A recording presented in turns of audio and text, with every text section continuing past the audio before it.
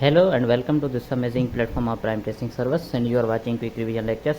Now we are going to start muscular system. First of all we will discuss movement and types of movement. Okay, अच्छा सबसे पहले क्या है discuss करना types of movement. Actually कितनी types of movement हैं जो human beings में पाई जाती हैं. तो सबसे पहले आपने जो इम्पोर्टेंट क्या है, सबसे पहले हमारी मस्कुलर मूवमेंट जो आगे हम लोग डिस्कस करेंगे डिटेल में. अच्छा, मस्कुलर मूवमेंट कौन करवाता है? मसल्स करवाते हैं. एंड सेकंड नंबर पे एमीबॉयड मूवमेंट कौन करवाता है और कहाँ पे एमीबॉयड मूवमेंट पाई जाती है ह्यूमन बींग्स में? तो आप लोग कहेंगे डब्ल्यूबीसी. डब्ल्यूबीसी वायद ऐसी हमारी बॉडी में सेल्स हैं जो एमीबॉयड मूवमेंट करते हैं. ओके, ये बहुत ही इंपॉर्टेंट है. अगर एज ए एमसीक्यूज आपसे पूछा जाए amoeboid movement in body shown by, तो आप लोग कहेंगे डब्ल्यूबीसी. ओके, अच्छा थर्ड पे है फ्लेजिलर मूवमेंट. एक्चुअली जो फ्लेजिलर मूवमेंट है वो फ्लेजिला की वजह से होती है. और वो कौन से जो हमारी बॉडी में सेल्स हैं जो फ्लेजिलर मूवमेंट करवाते हैं? तो आप लोग कहेंगे स्पम.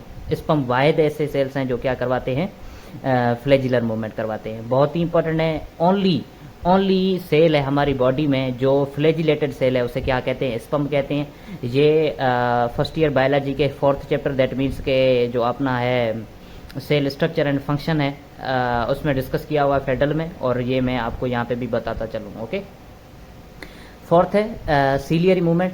जो सीलियरी मूवमेंट किस वजह से होती है? सीलियरी मूवमेंट होती है सीलिया की वजह से. और उन सीलिया का नाम क्या है? Ciliated epithelial cells. अच्छा, सीलिएटेड इपीथेलियल सेल्स कहाँ पे पाए जाते हैं? वो पाए जाते हैं रेस्पिरेटरी ट्रैक्ट में. और जो सीलियरी मूवमेंट जो होती है वो कहाँ पे होती है? रेस्पिरेटरी ट्रैक्ट में. जो नेसल कैविटी है वहाँ पे सीलिया प्रेजेंट होती है, जो डस्ट पार्टिकल्स को रिमूव करती हैं वहाँ पे इनकी मूवमेंट होती है, तो उसे कहते हैं सीलियरी मूवमेंट. बहुत इंपॉर्टेंट है. चारों मूवमेंट्स के जो टाइप हैं अहम है, आप नोट कर लें. एज ए एमसीक्यूज कोई भी एमसीक्यूज यहाँ से आ सकता है. ओके, आगे बढ़ते हैं. आगे डिस्कस करते हैं हम लोग मस्कुलर सिस्टम को. हमारा जो मस्कुलर सिस्टम है उसको डिटेल में आगे डिस्कस करते हैं. ये रहा हमारा मस्कुलर सिस्टम.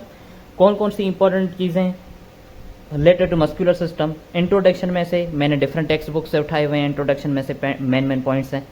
सबसे पहला एमसीक्यूज अगर एज ए ओरिजिन आपसे पूछी जाए जर्म लेयर के हवाले से, तो आप लोग कहेंगे मीजोडर्मल एंड ओरिजिन. अच्छा, क्या करते हैं? एक्चुअली सिंथेटिक्स कहता है ये पुलिंग फोर्स क्रिएट करते हैं. बहुत इंपॉर्टेंट पॉइंट है. ये हमारी बॉडी का लगभग जो है ना 40 से 50% हमारी बॉडी का वेट जो है मुश्तमल है कहाँ पर? मस्कुलर सिस्टम पर मुश्तमल है. ओके, अच्छा, ये क्या करते हैं? ट्रांसफॉर्म करते हैं या ट्रांसपोर्ट करते हैं, ट्रांसफॉर्म करते हैं. किसको? केमिकल एनर्जी को मैकेनिकल एनर्जी में. ऐसा भी आप कह सकते हैं. केमिकल एनर्जी को कन्वर्ट करते हैं किसमें? मैकेनिकल एनर्जी में. देखो एटीपी क्या है? केमिकल एनर्जी है. एटीपी को ब्रेक डाउन करके हमारी मस्कुलर एक्टिविटी करवाते हैं, मैकेनिकल मूवमेंट करवाते हैं, तो इसे क्या कहते हैं? वो है मसल्स. और उस प्रोसेस को क्या करते हैं? Conversion of chemical energy into mechanical energy. बहुत इंपॉर्टेंट है. अच्छा, कितने मसल्स हमारी बॉडी में पाए जाते हैं? Actually 600 muscles according to STB. STB कहता है 600 मसल पाए जाते हैं हमारी बॉडी में, जबकि पंजाब टेक्स्ट बुक कहता है कि 640 मसल हमारी बॉडी में पाए जाते हैं. बहुत इंपॉर्टेंट है. अगर एज ए पंजाब वालों ने एमसीक्यूज निकाला, देखो दोनों ऑप्शन तो होंगे ही नहीं कभी. अगर दोनों रिलेटेड है तो दोनों ऑप्शन होंगे ही नहीं एमसीक्यूज में. ओके, अगर मान लो ऑप्शन ए 600 आता है, ऑप्शन बी जो आता है से सपोज 550 आता है, तो कोई भी होगा, लेकिन 600 एंड 640 दोनों ऑप्शन नहीं होंगे. ठीक है, अगर पंजाब वाले एमसीक्यूज हल करेंगे तो ये टिक करेंगे, अगर सिंध वाले हल करेंगे तो ये टिक करेंगे ऑप्शन. ओके, बहुत इंपॉर्टेंट है दोनों के लिए. अच्छा, स्टडी ऑफ मसल को क्या कहते हैं? मायोलॉजी कहते हैं. बहुत इंपॉर्टेंट है. प्रॉपर्टीज क्या है मसल्स की? बेसिकली ये 4 अहम प्रॉपर्टीज हैं: एक्साइटेबिलिटी, कॉन्ट्रैक्टाइलिटी, एक्सटेंसिबिलिटी एंड इलास्टिसिटी. ये 4 अहम प्रॉपर्टीज हैं किसकी? मसल्स की. ये एज ए नाम याद करें. SP is equal to 3E + C. That means के स्पेशल प्रॉपर्टीज क्या है? 3E that means excitability, extensibility and elasticity, and C that means के कॉन्ट्रैक्टिलिटी. बहुत इंपॉर्टेंट है. अच्छा, ये कुछ एक्स्ट्रा हैं पॉइंट्स, लेकिन इंपॉर्टेंट हैं. क्या इंपॉर्टेंट है? अच्छा, कहते हैं कि मसल क्या है? अगर देखा जाए मसल तो स्ट्रक्चरली ऑर्गन है, लेकिन अगर फंक्शनली देखा जाए तो इसे क्या कहते हैं? टिश्यू भी कहते हैं. Okay, man and women have same number of bones as muscles. अच्छा, चलो अच्छा हुआ, एक बात तो कोई ना कोई है जो दोनों में बराबर है. क्या है? मैन में जो मैन और वुमेन में सेम नंबर ऑफ बोन्स है और सेम नंबर ऑफ मसल है. ये सिंथेटिक्स कहता है. बहुत इंपॉर्टेंट पॉइंट है. ओके, ह्यूमन आई मसल जो है वो कॉन्ट्रैक्ट करता है कितनी ड्यूरेशन में, ये इंपॉर्टेंट है। ये नम्स वालों ने एमसीक्यूज पूछा हुआ है। नम्स के अगर किसी ने पास्ट पेपर सॉल्व किए होंगे तो वहीं पर उनको एमसीक्यूज ये मिला होगा। क्या कह रहा है, ह्यूमन आई जो है कॉन्ट्रैक्ट करती है कितने ड्यूरेशन में, 0.01 सेकंड में। बहुत इंपॉर्टेंट है। ओके, अच्छा, ग्लूटस मैक्सिमम हमारी बॉडी का सबसे लार्जेस्ट मसल है ये। अगर स्मॉलेस्ट मसल पूछा जाए तो मैं पिछले लेक्चर जो बोन वाले लेक्चर थे वहां पे मैं बता के आया हूं, स्टेपडॉइंट्स मसल्स होते हैं। क्या कौन से मसल, स्टेपडॉइंट्स मसल। ओके, स्टेपडॉइंट्स मसल हैं हमारी बॉडी में। कहाँ पे पाए जाते हैं, ईयर्स में पाए जाते हैं। स्टेपडॉइंट्स मसल कहाँ पे पाए जाते हैं, ईयर में पाए जाते हैं। जो स्मॉलेस्ट मसल है हमारी बॉडी के और लार्जेस्ट मसल उसे क्या कहते हैं, उसे कहते हैं ग्लूटस मैक्सिमम। ओके, इंपॉर्टेंट, बहुत इंपॉर्टेंट। आगे बढ़ते हैं, आगे डिस्कस करेंगे टाइप्स ऑफ मसल को। टाइप्स ऑफ मसल आप सभी लोगों को पता है, 3 टाइप्स हैं अहम है। स्केलेटल मसल कहते हैं, smooth muscle and cardiac muscle. आगे बढ़ते हैं, क्या है आगे डिस्कस करना, आगे डिस्कस करेंगे इनके दरमियान कौन कौन सी इंपॉर्टेंट चीजें हैं related to cardiac muscle, smooth muscle and skeletal muscle. Okay, ये रहे इंपॉर्टेंट पॉइंट्स। मैं सारी तो आपको डिस्कस नहीं करवा सकता, आप लोग स्क्रीनशॉट लेकर इसका या आप लोग यहां से ड्यूरिंग वीडियो लेक्चर देखते हुए आपने क्या करना है, पॉइंट्स बनाते जाने हैं। ओके, सबसे पहले अगर आपसे पूछा जाए सिंपलेस्ट कौन है तो आप लोग कहेंगे स्मूथ मसल सबसे सिंपलेस्ट है। ओके, यूनिन्यूक्लिएटेड है स्मूथ मसल, और क्या है, ये कंट्रोल है ऑटोमेटिक नर्वस सिस्टम। पहले वाले तीनों पॉइंट्स एमसीक्यूज हैं। पहले वाले तीनों पॉइंट्स क्या हैं, एमसीक्यूज हैं। अगर एज एमसीक्यूज अगर आपसे पूछा जाए कहां पे पाए जाते हैं तो आप लोग कहेंगे विसराज में पाए जाते हैं। विसराज मतलब हमारी बॉडी के इंटरनल ऑर्गन्स में कौन से मसल पाए जाते हैं, स्मूथ मसल पाए जाते हैं। ये अर्लीस्ट फॉर्म ऑफ मसल है। ये इनमें फटीग कभी नहीं होती, कभी भी फटीग नहीं होती। ओके, स्पंडल शेप इनका शिकल है। सेल जो इनमें पाए जाते हैं उनकी शिकल कौन सी है, स्पंडल शेप है। ओके, इनमें सार्कोमियर भी नहीं होता, ना ही मायोफिलामेंट्स होती हैं। ओनली इंटरमीडिएट फिलामेंट्स यहाँ पे प्रेजेंट होती है। कौन सी फिलामेंट, इंटरमीडिएट फिलामेंट। ये एमसीक्यूज आपने कोई भी टेस्ट सीरीज हल की होगी वहीं पर आपको नजर आया होगा। ओके, स्पीड क्या है इनकी, स्लो स्पीड है। इनकी स्पीड जो है वर्किंग जो है स्पीड क्या है, बहुत ही स्लो है। कार्डियक मसल क्या है एक्चुअली, ये कहाँ पे पाए जाए, in the walls of heart. ये नाम से जाहिर है। यूनी या बायन्यूक्लिएटेड है, ज्यादातर इरेग्युलर है, इनमें स्ट्राइशन है लेकिन इरेग्युलर स्ट्राइशन है। ब्रांचेस होती हैं और इंटरकलेटेड डिस्क होती हैं। मान लो अगर एक मसल फाइबर ये रही तो दूसरी ये रही तो इनके दरमियान इंटरकलेटेड डिस्क होती हैं, ऐसे इंटरकलेटेड डिस्क, इसे कहते हैं इंटरकलेटेड डिस्क कहते हैं। ओके, इंपॉर्टेंट है, बहुत ही इंपॉर्टेंट है। रिदमिक कॉन्ट्रैक्शन कहते हैं, ये मायोजेनिक है, अपनी रिदमिसिटी खुद डेवलप करते हैं। सिंथेटिक्स कह रहा है बल्कि अहम है, ये सब लोगों को पता होना चाहिए। ओके, मायोफिलामेंट्स भी प्रेजेंट हैं, सार्कोमियर भी प्रेजेंट है। यहाँ पर फटीग नहीं होती, अगर फटीग हो गई तो जिंदगी भर के लिए फटीग होगी और कभी हम लोग उठ ही नहीं पाएंगे। ठीक है, स्पीड क्या है इनकी, जो स्पीड है इनकी इंटरमीडिएट है, ना ज्यादा स्लो चलते हैं ना ज्यादा फास्ट चलते हैं, इस वजह से इनकी स्पीड क्या है, इंटरमीडिएट है। अच्छा, आगे डिस्कस करते हैं किसको, स्केलेटल मसल को। ये वॉलंटरी है, स्ट्राइटेड है, मल्टी न्यूक्लिएटेड है, डायरेक्टली अटैच होते हैं बोन्स से। जो रीजन बोन से अटैच होता है उस रीजन को क्या कहते हैं, टेंडन कहते हैं। आगे मैंने स्ट्रक्चर बनाई हुई है इसकी। सेल्स सिलेंड्रिकल होते हैं या स्पंडल शेप होते हैं। फटीग क्विकली हो जाती है इनमें। न्यूक्लियस पेरिफेरी पर होता है। अगर मान लो ये सेल है तो सेल के बीच में नहीं होता, सेंट्रल न्यूक्लियस नहीं होता, सेल के साइड पे होता, तो इस वजह से इसे क्या कहते हैं, पेरिफेरल न्यूक्लियस कहते हैं। ओके, सेल स्ट्रक्चर रेगुलर है। ओके, मायोफिलामेंट्स एंड सार्कोमियर दोनों प्रेजेंट है। कौन कौन से दो मसल है जहां पे मायोफिलामेंट एंड सार्कोमियर दोनों प्रेजेंट है, तो आप लोग कहेंगे कार्डियक एंड स्केलेटल मसल दोनों में प्रेजेंट है, लेकिन स्मूथ मसल में नहीं प्रेजेंट है। तीनों के तीनों अहम पॉइंट्स है, कई मरतबा एज एमसीक्यूज आए हुए हैं, आप लोग नोट कर लें, एनी हाउ एमसीक्यूज आएगा। ओके, आगे डिस्कस करते हैं स्ट्रक्चर ऑफ स्केलेटल मसल। ये रही स्ट्रक्चर किसकी, स्केलेटल मसल की। अच्छा, स्ट्रक्चर ऑफ स्केलेटल आगे डिस्कस करते हैं, लेकिन यहां पे मैं आपको दिखाता हूं टेंडन क्या है। ओके, अच्छा, the structure which connect muscle with bone. जो स्ट्रक्चर मसल को बोन से कनेक्ट करती है उसे क्या कहते हैं, टेंडन कहते हैं। 2 पॉइंट होती है मसल अटैचमेंट की, 2 पॉइंट होती है। अगर आप लोग टेंडन का सोचें तो 2 पॉइंट्स होंगी टेंडन की। एक होती है ओरिजिन, जो क्या करती है, बेसिकली स्टेशनरी पार्ट है और रिमेन फिक्स्ड, कभी भी चेंज नहीं होता, वो एक ही जगह पर अड़े रहता है। दूसरा है इंसर्शन, जो कहते हैं मूवेबल पार्ट है। देखो क्या है ये मैं आपको दिखाता हूं क्या है एक्चुअली, जो आप लोग कह रहे थे टेंडन क्या है। ये एक्चुअली स्ट्रक्चर ये और ये एक्चुअली क्या कहेंगे हम लोग, टेंडन कहेंगे इनको। टेंडन के 2 साइड्स, एक वो जो क्या करती है रिमेन फिक्स्ड रहती है, उसे ओरिजिन कहते हैं। दूसरी वो जो इंसर्शन है, जो क्या करती है, मूवेबल है। ये दोनों इंपॉर्टेंट पॉइंट है। ओके, अच्छा आगे बढ़ते हैं, क्या डिस्कस करेंगे आगे? ये रहे कुछ इंपॉर्टेंट स्ट्रक्चर्स।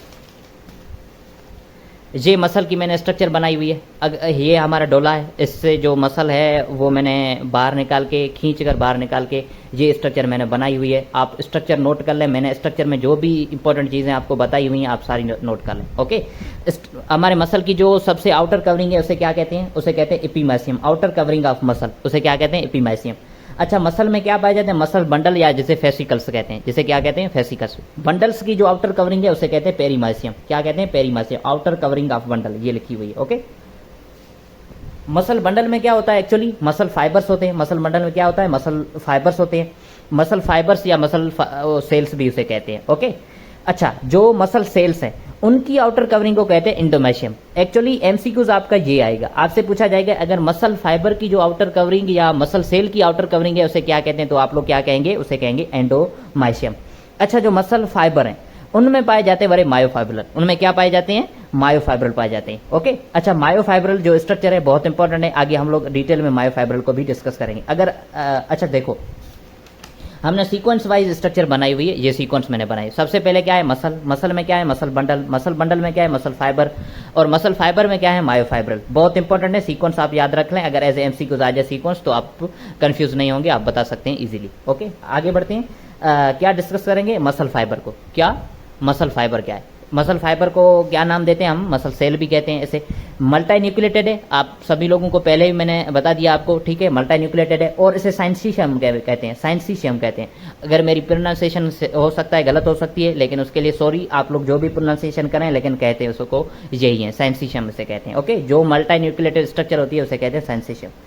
ओके, सीनोसेट्रिक भी कहते हैं, लेकिन वो फंजी वाले टॉपिक में है। लेकिन यहाँ पे हमने मसल के लिए क्या वर्ड यूज किया हुआ है? साइंसिशियम यूज किया हुआ। ओके, डायमीटर कितना है इनका? 10 से लेकर 100 माइक्रोमीटर तक इनका डायमीटर है। ओके, ये इंपॉर्टेंट स्ट्रक्चर किसकी? स्ट्रक्चर है हमारे मसल फाइबर की या मसल सेल की। ये देखो, मसल में क्या पाए जाते हैं? ये हमारे सार्कोसोम है। सार्कोसोम क्या है? माइटोकॉन्ड्रिया है। कहाँ का? मसल का। इसे क्या कहते हैं? Mitochondria of muscle. Mitochondria of muscle. क्या कहेंगे आप लोग माइटोकॉन्ड्रिया मसल को? सार्कोसोम। सार्कोप्लाज्म क्या है? Cytoplasm of muscle. उसे क्या कहेंगे? मसल सेल के साइटोप्लाज्म को सार्कोप्लाज्म कहेंगे। और cell membrane of muscle cell को क्या कहेंगे? सार्कोलेमा कहेंगे। कहाँ पे डिस्कस की हुई हमने? सार्कोलेमा, ये पड़ी हुई, ये सार्कोलेमा। ये आउटर कवरिंग है जो पहले मैंने आपको डिस्कस करवाई, endomysium, outer covering of muscle fibre या मसल सेल। ओके, अच्छा, ये स्ट्रक्चर है क्या है? न्यूरोमस्कुलर जंक्शन इसे कहते हैं। ये और ये इस दरमियान जो जंक्शन है इसे क्या कहते हैं? न्यूरोमस्कुलर जंक्शन कहते हैं। न्यूरल एंड प्लेट भी इसे कहते हैं। ये है एंड ऑफ न्यूरॉन है। ओके, ये न्यूरॉन यहाँ पे आके जुड़ता है किससे? मसल सेल से। इसे क्या कहते हैं? न्यूरोमस्कुलर जंक्शन कहते हैं। जो ये ट्रांसफर सेक्शन है किसमें? ट्रांसफर सेक्शन है मसल सेल में, तो इसे क्या कहते हैं? टी ट्यूबल कहते हैं, ट्रांसवर्स ट्यूबल कहते हैं। ओके, इसके ऊपर यहाँ पे पाए जाते हैं रिसेप्टर पाए जाते हैं। ये हमारा एसीआर है, सार्कोप्लाज्मिक रेक्टिकुलम है। ओके, इसमें क्या होता है? बेसिकली ये स्टोर करता है कैल्शियम को। अगर आपसे पूछा जाए MCQs, which of the following structure in the muscle cell fibre is responsible for the storage of calcium, तो आप लोग क्या कहेंगे? Sarcoplasmic reticulum. बहुत इंपॉर्टेंट है, सबसे इंपॉर्टेंट ये स्ट्रक्चर है। ओके, यहाँ से स्ट्रक्चर आप अच्छे तरीके से नोट कर लें। स्ट्रक्चर आप अच्छे तरीके से नोट कर लें एज ए एमसीक्यूज। अगर स्ट्रक्चर में से आ जाए तो आप कंफ्यूज नहीं होंगे, याद रख लें, अहम है, सबसे अहम है स्ट्रक्चर। ओके, सबसे अहम स्ट्रक्चर है ये। आगे बढ़ते हैं, क्या डिस्कस करते हैं आगे? आगे हमारा टॉपिक है मायोफाइब्रल। क्या डिस्कस करते हैं? मायोफाइब्रल को। जेरी मायोफाइब्रल डायामीटर कितना है इसका? 1 से लेकर 2 माइक्रोमीटर तक इनका डायामीटर है। ये कॉन्ट्रैक्टाइल एलिमेंट है। क्या है ये? Contractile element. अगर आपसे पूछा जाए प्रेजेंट इन मसल सेल या मसल फाइबर, तो आप लोग क्या कहेंगे? मायोफाइब्रल। ये किसकी बनी हुई है? मायोफिलामेंट्स की बनी हुई है। अहम है, सबसे अहम। अच्छा, क्या कहेंगे आप लोग? कैसे बनती है? एक्चुअली सार्कोमियर जो मीट करता है, जब सार्कोमियर जुड़ता है इंच टू इंच, तो क्या बनाता है? मायोफाइब्रल। मान लो एक सार्कोमियर ये रहा, दूसरा सार्कोमियर ये रहा, ये ऐसे मिलकर इंड टू इंड मिलकर क्या बनाते हैं, मायोफाइब्रल बनाते हैं। ओके, अच्छा ये मायोफाइब्रल की स्ट्रक्चर मैंने अच्छे से बनाई हुई, यहाँ पे मायोफाइब्रल की स्ट्रक्चर अच्छे से बनाई हुई, आप नोट कर लें स्ट्रक्चर, अगर एज एमसीक्यूज आ जाए तो आप कंफ्यूज नहीं होंगे। ओके, ये स्ट्रक्चर है पूरे के पूरे किसकी, अच्छा ये दो जेड लाइन है, जिगजैग लाइन के दरमियान वाली जो स्ट्रक्चर है इसे क्या कहते हैं, सार्कोमियर। सार्कोमियर की मैंने अलग से स्ट्रक्चर आगे बनाई हुई है, वो भी आपको मैं दिखाता हूँ कैसी स्ट्रक्चर है इसकी सार्कोमियर की। ओके, अच्छा ये कुछ रिलेटेड इससे अहम पॉइंट्स हैं, क्या हैं, region between two Z line उसे क्या कहते हैं, सार्कोमियर कहते हैं। Region between two Z line उसे क्या कहते हैं, सार्कोमियर कहते हैं। ये सार्कोमियर क्या है, बेसिकली फंक्शनल यूनिट है मसल का, अहम है, सबसे अहम ये है सार्कोमियर, जो आगे डिस्कस करते हैं हम लोग, ठीक है। अच्छा यूनिट ऑफ कॉन्ट्रेक्शन भी इसे कहते हैं। ये क्या है, actually half I band plus पूरे का पूरा A band plus half I band, ये मिलकर बनाते हैं क्या, ये मिलकर बनाती हैं एक्चुअली सार्कोमियर।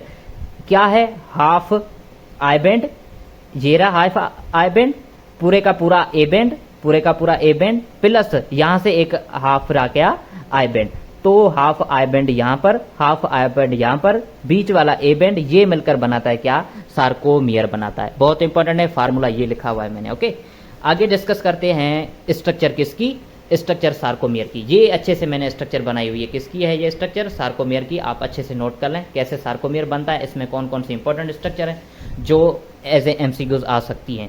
ओके, अच्छा ये टिटिन प्रोटीन यहाँ पे लिखा हुआ है। एक्चुअली सब लोग परेशान हो जाते हैं कि ये जो मायोफिलामेंट है, सॉरी मायोसिन है यहाँ पे, ये जो थिक फिलामेंट है ये कैसे अटैच होती है, क्या ऐसे हवा में होती है, नहीं हवा में नहीं होती है, एक्चुअली ये अटैच होती है साइड से एक प्रोटीन जिसे क्या कहते हैं, टिटिन प्रोटीन कहते हैं। ओके, ये जेड लाइन है। एक्चुअली आप डिटेल में जो बुक में डिस्कस किए हुए, आप अच्छे से बुक की भी रीडिंग करें, लेकिन यहाँ पे मैं क्या लेकर आया हूँ, एमसीक्यूज पॉइंट लेकर आया हूँ, तो मैं आपको एमसीक्यूज पॉइंट ही डिस्कस करवाऊंगा। ओके, अच्छा ये हैं कुछ इंपॉर्टेंट पॉइंट्स, ये हैं कुछ important points related to sarcomere. Each thin filament is surrounded by 3 thick filament. हर जो थिन फिलामेंट होती है, मान लो ये एक थिन फिलामेंट, तो इसके जो आर पार कितनी हो सकती हैं थिक फिलामेंट, 3 थिक फिलामेंट हो सकती हैं। एक इस साइड पर होती है, 2 इसके साइड पर होते हैं, तो कितनी हो गई टोटल हो गई 3। अच्छा जो थिक फिलामेंट होती है, each thick filament is surrounded by 6 thin filament. हर एक थिक फिलामेंट 6 थिन फिलामेंट से बनाई। ये पिछली मर्तबा एमसीक्यूज था, हो सकता है इस मर्तबा ये एमसीक्यूज आ जाए। दोनों अहम एमसीक्यूज हैं, कंफ्यूज नहीं होना है आपने। सबसे पहले स्टेटमेंट अच्छे से रीड करनी है कि स्टेटमेंट क्या कह रही है। ओके, अच्छा कह रहा है H zone, H zone central part है किसका, ए बेंड का, किसका, ए बेंड जो है उसका सेंट्रल पार्ट, उसे क्या कहते हैं, उसे कहते हैं एक्चुअली हम लोग एच जोन कहते हैं। देखो ये वो ये वाला रीजन, ये वाला रीजन, इस रीजन को क्या कहते हैं, एच जोन कहते हैं। इसे क्या कहते हैं, एच जोन। ये दोनों दरमियान वाला जो खाली का वाला रीजन है, इसे क्या कहते हैं, एच जोन कहते हैं। Okay, A band contain only thick filament. A band में सिर्फ क्या होता है, थिक फिलामेंट ही होती है। ओके, जेड लाइन डिवाइड्स 2 आई बेंड्स। देखो 2 आई बेंड है, उसको डिवाइड करने वाली कौन है, उसको डिवाइड करने वाली है जेड लाइन। देखो एक यहां से चली जाती है यहां पर, दूसरी यहां पे आ जाती है, तो बीच में क्या आ जाती है, जेड लाइन। तो इसे कहते हैं, जेड लाइन डिवाइड करती है किसको, आई बेंड्स को। Thick filament is attached by titin protein, ये मैंने बताया हुआ आपको। Thick filament has tail terminating into 2 globular protein, ये मैं आगे डिस्कस करवाता हूं एज एमसीक्यूज, अगर आपसे आ जाए तो आप लोग कंफ्यूज नहीं होंगे। Okay, 35% of total energy is utilised in muscular activity. हमारी बॉडी की टोटल एनर्जी है, उसमें से 35% जो एनर्जी है कहां पे यूटिलाइज होती है, मस्कुलर एक्टिविटी में। अगर ये और भी एमसीक्यूज है, मैं आपको बताता हूं। हमारी जो सार्कोमियर है कितना परसेंट कॉन्ट्रैक्ट होता है, तो आप लोग कहेंगे 35% कॉन्ट्रैक्ट होता है। ओके, ये भी एमसीक्यूज है, सिंथेटिक्स वालों ने लिखा हुआ है, अच्छे तरीके से लिखा हुआ है। ओके, आगे डिस्कस करते हैं मायोफिलामेंट्स को। किसको, मायोफिलामेंट्स को। कितनी है मायोफिलामेंट्स, 2 है मायोफिलामेंट, एक है थिक, दूसरी है थिन मायोफिलामेंट। थिक क्या है, thick made up of myosin protein की बनी हुई है। जो थिक फिलामेंट किसकी बनी हुई है, मायोसिन प्रोटीन की। और मायोसिन जो है पॉलीमर है, वो पॉलीमर किसका बना हुआ है, मोनोमर्स का। उन मोनोमर्स का नाम क्या है, मीरोमायोसिन नाम है उन मोनोमर्स का। क्या नाम है, मीरोमायोसिन। कितने मीरोमायोसिन के सब यूनिट होते हैं, 300 से 400 सब यूनिट्स होते हैं। बहुत इंपॉर्टेंट एमसीक्यूज है। ओके, थिन फिलामेंट 3 प्रोटीन की बनी हुई है। थिन फिलामेंट कितने प्रोटीन की बनी हुई है, 3। एक एक्टिन, दूसरा ट्रोपोनिन, तीसरा ट्रोपोमायोसिन। एक्टिन के 2 फिलामेंट होते हैं, ट्रोपोनिन 3 ग्लोबुलर सब यूनिट हैं, ट्रोपोमायोसिन की भी 2 फिलामेंट्स है। आगे मैंने स्ट्रक्चर बनाई हुई, मैं आपको दिखाता हूं। ये ड्यूरिंग कॉन्ट्रैक्शन क्या होता है, ये इवेंट्स हैं जो सबसे पहले इवेंट्स आपने याद रखने हैं। सबसे पहले इवेंट्स जब कॉन्ट्रैक्शन होती है सार्कोमियर की, तब क्या चेंजेस आ जाती हैं। सबसे पहले Z line come closer, Z line होती हैं जो क्लोजर आ जाती हैं एक दूसरे के। एच जोन रिड्यूस हो जाता है, अच्छे से याद करना, आई बेंड शॉर्टन हो जाता है, आई बेंड शॉर्टन हो जाता है, और ए बेंड तो उतने का उतना ही रहता है जितना पहले होता है। ओके, ए बेंड पर कोई फर्क नहीं पड़ता। अगर एज एमसीक्यूज आ जाए which of the following structure remain unchanged during muscular contraction, तो आप लोग कहेंगे A band remain same. Okay, sliding filament theory explain करती है किसको? मस्कुलर कॉन्ट्रैक्शन को। स्लाइडिंग फिलामेंट थ्योरी किसने दी? हक्सले ने दी। क्या कहती है स्लाइडिंग फिलामेंट थ्योरी? कहती है filament does not contract, filament contract नहीं होते लेकिन एक दूसरे के ऊपर क्या होते हैं? स्लाइड ओवर करते हैं, ऐसे स्लाइड ओवर करते हैं, एक दूसरे के ऊपर क्या करते हैं? स्लाइड ओवर करते हैं। अहम एमसीक्यूज है, नोट करना है। ओके, अच्छा आगे बढ़ते हैं। स्ट्रक्चर ऑफ थिन फिलामेंट, ये मैंने स्ट्रक्चर बनाई हुई किसकी? थिन फिलामेंट की। बहुत अच्छी स्ट्रक्चर बनाई हुई किसकी? थिन फिलामेंट की। क्या करना है आपने थिन फिलामेंट में? आपको बताया हुआ है दो फिलामेंट होती है ट्रोपोमायोसिन की। ये बीच वाला जो ग्लोबुलर स्ट्रक्चर है इसे क्या कहते हैं? एक्टिन फिलामेंट है, ये ग्लोबुलर एक्टिन ऐसे कहते हैं। ट्रोपोनन, ये बीच वाला ये वाला रीजन है, इसे क्या कहते हैं? ट्रोपोनन। तीन तीन सब यूनिट जो भी दिख रहे हैं आपको, ये क्या है? ट्रोपोनन है एक्चुअली। ट्रोपोमायोसिन, ये स्ट्रक्चर जो ब्लैक कलर वाली बनाई हुई, ये क्या है? Actually tropomyosin. इसकी भी क्या है? दो फिलामेंट्स हैं। अगर आपसे एमसीक्यू पूछा जाए तो ग्लोबुलर कौन कौन सी हैं, तो आप लोग कहेंगे ट्रोपोनिन और एक्टिन दोनों ही क्या है? ग्लोबुलर है। ओके, अच्छा ये है ट्रोपोनन। ट्रोपोनन पर तीन साइट्स होती हैं, एक कैल्शियम बाइंडिंग साइट होती है, एक मायोसिन बाइंडिंग साइट, दूसरी होती है इनहिबिटर साइट। ओके, दोनों इंपॉर्टेंट है, एज ए एमसीक्यूज कोई भी आ सकता है यहां से। Actin is polymerised form, actin actually polymerised form है। किसका पॉलीमराइज्ड है? ग्लोबुलर एक्टिन का। ग्लोबुलर एक्टिन जब मिलते हैं तब बनती है क्या? Actin filament. और जो ग्लोबुलर प्रोटीन्स को एक दूसरे में मिलाने में कौन हेल्प करता है? Magnesium ion. एमसीक्यूज है, एज ए एमसीक्यूज आ सकता है, नोट कर लें आप लोग। ठीक है, आगे डिस्कस करते हैं किसको? थिक फिलामेंट की स्ट्रक्चर को, और इवेंट्स क्या है। स्ट्रक्चर ऑफ थिक फिलामेंट, ये मैंने स्ट्रक्चर बनाई हुई किसकी? थिक फिलामेंट की। बहुत ही इंपॉर्टेंट स्ट्रक्चर है, एज ए एमसीक्यूज अगर आपसे पूछी जाए तो आप लोग कंफ्यूज नहीं होंगे। ओके, अच्छे अच्छे तरीके से आपने नोट करना है स्ट्रक्चर को। ठीक है, अच्छा आगे डिस्कस करते हैं स्टेप्स कौन कौन से। जब मस्कुलर एक्टिविटी होती है, जब मस्कुलर कॉन्ट्रैक्शन होती है, तो कौन कौन से स्टेप हैं जो आपने याद रखना है। ये स्टेप्स इंपॉर्टेंट है। सबसे पहले क्या होता है? अराइवल ऑफ इंपल्स होता है। कहां पे? मोटर एंड प्लेट पर या न्यूरोमस्कुलर जंक्शन पर क्या आता है? सबसे पहले इंपल्स आता है। फिर क्या होता है? Transmission by T tubule, transmission होती है टी ट्यूबुल के जरिए अंदर आता है इंपल्स। फिर क्या होती है? Conduction of impulse to ACR, ACR तक इंपल्स जाती है। फिर एसीआर क्या करता है? कैल्शियम चैनल को ओपन करता है। कैल्शियम चैनल फिर क्या होता है? ई फ्लक्स होती है, कैल्शियम चैनल, कैल्शियम बाहर आ जाता है किसमें? सार्कोप्लाज्म में। फिर क्या आगे एक्टिविटीज होती हैं? ये एक्टिविटीज, कैल्शियम जाके बाइंड होता है ट्रोपोनन बाइंडिंग साइट पर, ट्रोपोनन कैल्शियम बाइंडिंग साइट पर एक्ट करता है। फिर क्या होगा? ये करेगा, एक्सपोज करेगा किसको? मायोसिन बाइंडिंग साइट को। एक्चुअली मायोसिन मैंने पीछे आपको बताया कि मायोसिन बाइंडिंग साइट होती है कहां पर? ट्रोपोनन पर। तो क्या करेगा? उसको एक्सपोज करेगा। और फिर क्या होगा? मायोसिन और एक्टिन आपस में मिलेंगी। मायोसिन और एक्टिन आपस में क्या होगी? मिलेगी। से सपोज ये एक्टिन रही, ये हेड रहा किसका? मायोसिन का, ये हेड मायोसिन रहा, तो आपस में क्या होगा? ये क्रॉस ब्रिज हो जाएगा। इसके बाद क्या होगा? बाइंडिंग ऑफ एटीपी होगी, एटीपी बाइंड होगी। फिर क्या होगा? हाइड्रोलाइसिस होगी एटीपी की, और ये वापस छूट जाएगी और वापस सेम पोस्चर में आ जाएगी। तो ये इंपॉर्टेंट इवेंट्स हैं किसके? मस्कुलर एक्टिविटी के। सारे के सारे स्टेप्स जो भी मैंने लिखे हुए हैं बहुत इंपॉर्टेंट हैं।